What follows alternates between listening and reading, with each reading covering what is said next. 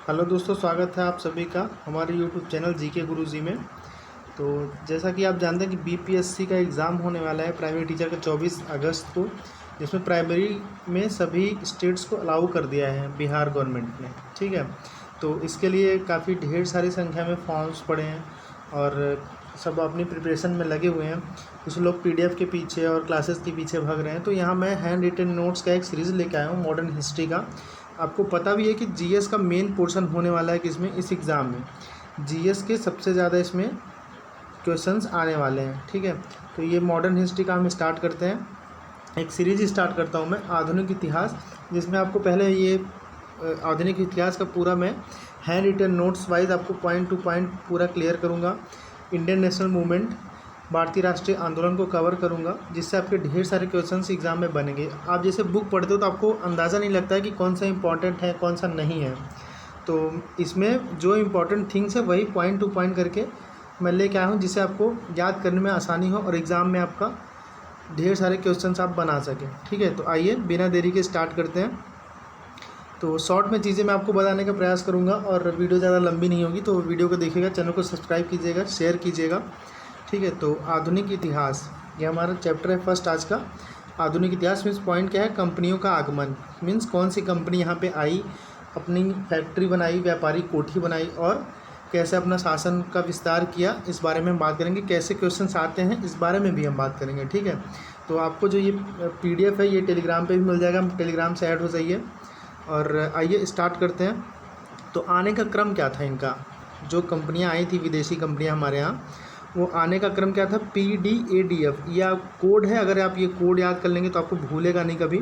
PDADF अगर ऐसे 2-3 बार बोलेंगे कंटिन्यू तो ये याद भी हो जाएगा आपको। ठीक है, तो PDADF मतलब क्या होता है, मैं यहाँ पे लिखा भी हूँ।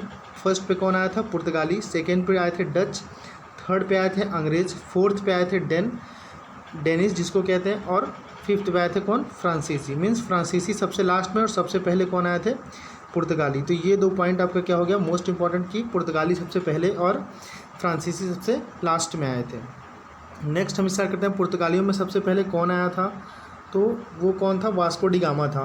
पुर्तगाली व्यापारी वास्को डी गामा 1497 1497 से यूरोप से चला था। ये देख रहे हैं ऐसे एरो बना है, अगर हम इसको वर्ल्ड मैप मानते हैं तो ये यूरोप हो गया शॉर्ट में, और ये क्या हो गया आपका, अफ्रीका हो गया, और ये एशिया हो गया। ठीक है, एशिया में यहाँ पे ऐसे मैंने इंडिया को शो किया है, इससे आप एक मैप बने आपके माइंड में और आपको लर्न हो चीज़ें आसानी से।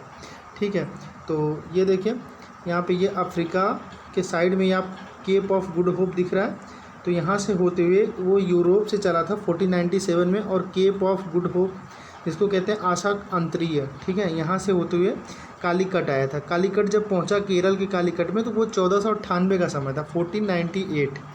ठीक, तो आइए अब हम इसको पॉइंट टू पॉइंट देखते हैं कि उसने आके पहले क्या क्या यहाँ पे, जब पुर्तगाली आए तो कैसे उन्होंने अपने शासन और व्यापार को बढ़ाया। पहले व्यापार बढ़ाया, फिर शासन बढ़ाया, कैसे चीज़ों को अपने आगे ले गए वो लोग। तो आइए हम देखते हैं। तो भारत पहुँचते ही कालीकट में किसने उसका वेलकम किया था, तो जमहोरिन। ठीक है, जिसको सामरी भी कह सकते हैं।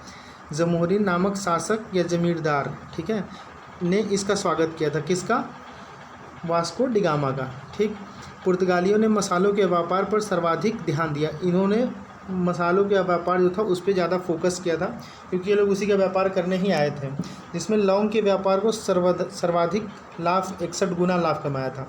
तो लौंग के व्यापार से पुर्तगालियों ने कितने लाभ कमाए थे, तो 61 गुना। कभी कभी एग्जाम में डायरेक्टली क्वेश्चन आता है, तो पुर्तगालियों को सबसे ज़्यादा लाभ कैसे हुआ था, तो लाभ किससे हुआ था, वो लौंग के व्यापार से हुआ था। ओके, नेक्स्ट पॉइंट हम देखते हैं।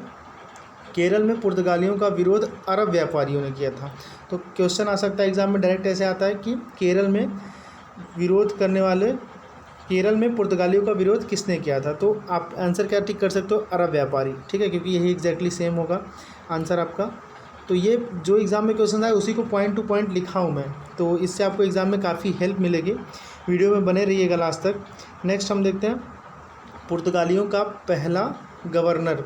जो पहला गवर्नर था वो कौन था, तो अल्मीड़ा था। ठीक है, कौन था वो, अल्मीड़ा। शॉर्ट में हम नाम देखते हैं, क्योंकि आपको एग्ज़ाम में क्वालिफाई करना है, एक जॉब लेनी है, एक पोस्ट लेनी है बस, है ना। आपको पूरा डिटेल्स आप जानोगे तो आपके लिए बहुत कम टाइम है, इसलिए हम शॉर्ट में ही देखते हैं। ब्लू वाटर पॉलिसी जिसने क्या की थी, ब्लू वाटर पॉलिसी अपनाई थी। वो पॉलिसी क्या थी, तो शांतिपूर्वक व्यापार करने की वो नीति थी। ठीक है, उस पॉलिसी को क्या हिंदी में क्या कह सकते हैं आप, शांतिपूर्वक व्यापार करने की नीति। नेक्स्ट क्या है आपका, तो पुर्तगालियों का अगला गवर्नर कौन था, अल्बुकर्क। कौन था, अल्बुकर्क। अब हम अल्बुकर्क के बारे में पढ़ेंगे कि उसने क्या क्या किया था।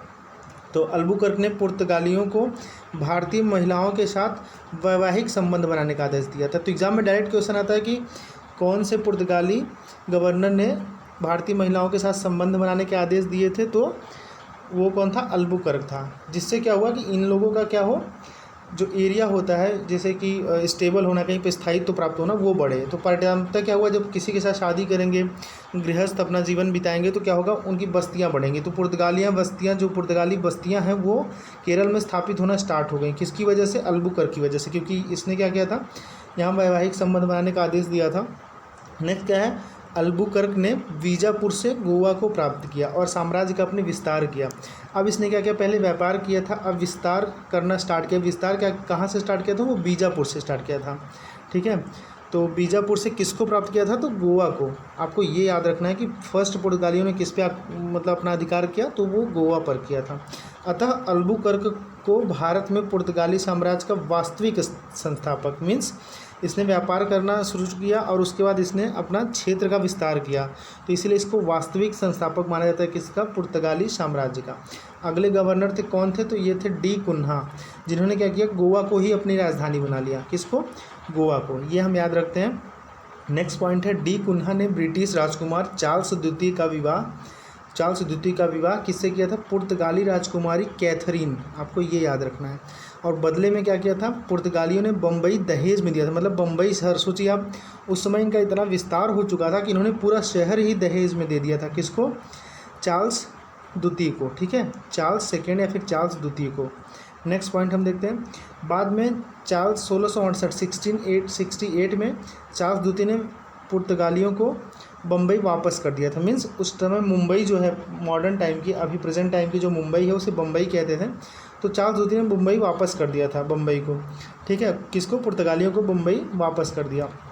पुर्तगाली गवर्नर अल्बुकर्क ने ही अल्मीड़ा के नाम पर एक व्यापारिक लाइसेंस जारी किया, व्यापारिक लाइसेंस, जिसको कॉर्टेज अल्मीड़ा कहते हैं। अब देखिए एग्जाम में क्वेश्चन आएगा कि कॉर्टेज अल्मीड़ा किसने स्टार्ट किया था, तो लोगों को लगेगा कि अल्मीड़ा है तो अल्मीड़ा ने स्टार्ट किया था, बट वो किसने स्टार्ट किया था, अल्बुकर्क ने स्टार्ट किया था।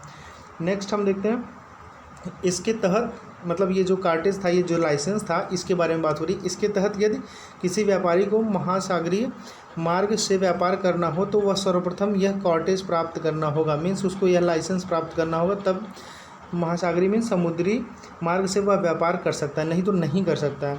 इसे न लेने वालों जहाज़ों को लूट लिया जाता था। अतः यह प्रावधान पुर्तगालियों की नौसैनिक श्रेष्ठता को दर्शाती है। मीन्स उन्होंने क्या किया कि जो ये लाइसेंस नहीं लेगा उसको लूट लेते थे, तो ये उनका नौसेना पर पूरा क्या था, अपना अधिकार जैसा हो गया था। नेक्स्ट और लास्ट पॉइंट दे देते हैं, ये एग्ज़ाम के मोस्ट ऑफ इम्पॉर्टेंट क्वेश्चन से हो जाएंगे। समझ लीजिए कि एग्ज़ाम के पॉइंट ऑफ व्यू से मोस्ट इंपॉर्टेंट ये पॉइंट्स हैं तीनों, फर्स्ट, सेकेंड, थर्ड। अब हम देखते हैं क्या हैं ये तीनों। ठीक है, तो इन्होंने भारत में प्रिंटिंग प्रेस की स्थापना की। ठीक, प्रिंटिंग प्रेस मतलब आप जानते हो, डायरेक्ट एग्जाम में क्वेश्चन आता है कि प्रिंटिंग प्रेस किसकी देन है, तो पुर्तगालियों की देन है। नेक्स्ट क्या है, इन्होंने तत्कालीन मुगल शासक जहांगीर के काल में भारत में तंबाकू का व्यापार किया। तो एग्जाम में क्वेश्चन आते हैं कि तंबाकू का व्यापार किसके काल में किया गया, या फिर तंबाकू का जो व्यापार है वो पुर्तगालियों ने किसके काल में किया, तो वो जहांगीर के काल में किया था।